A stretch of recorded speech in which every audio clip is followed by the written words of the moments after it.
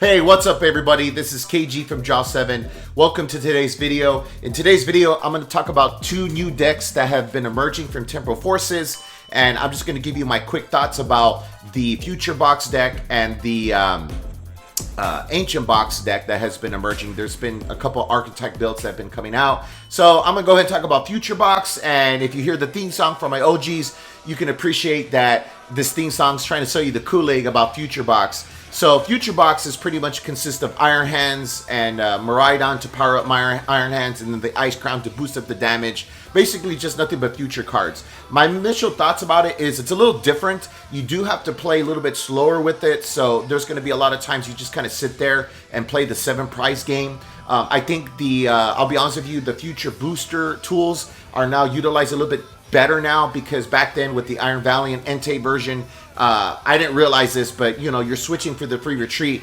Now the future booster definitely adds the damage and plays a role in the Miraidon. So the Miraidon Dragon version, it's a basic Pokemon that hits for 40 and you accelerate 2 energies to a Pokemon any way you like. You just do that until they knock it out, or until you have Iron Hands, and then you bring it out for the Amp You Very Much. So that deck's a little different because you have to play it slower. You're still playing Energy Lotto with the Electric Generator, but it's played a little bit differently. I feel like the deck is better 2 out of 3 in my opinion, but that's just for you to decide when you test it.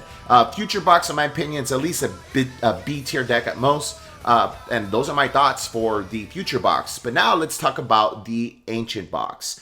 Ancient Box, I think that deck has a lot more opportunities to be very good. There's a lot more archetype builds for it. I know there's the Great Tusk Mill deck that lets you, when you play an Ancient supporter card, you get to mill for 4. I think that's very powerful in this format right now, in this archetype and this meta. I also believe the Koraidon Roaring Moon build is pretty good too.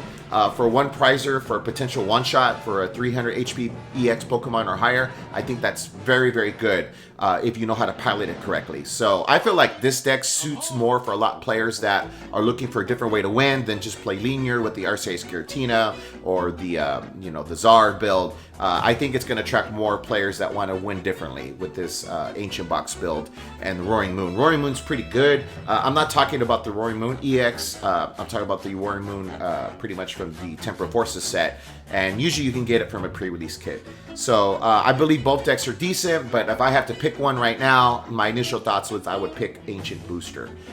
Ancient Box pretty much, because it has a lot of potential. There's a lot of different builds out there with it, but it's up to you to decide that's going to cater to you. You can put more Ultra Balls, you can put more draw power, you can put a Squawk ability if you want, but then it doesn't really suit the single price game. So those are my initial thoughts with the future Ancient Box. What do you know? Let me in the comments below, and please subscribe and like this channel. I appreciate it. This is KG from Jaws 7, signing off. Laters.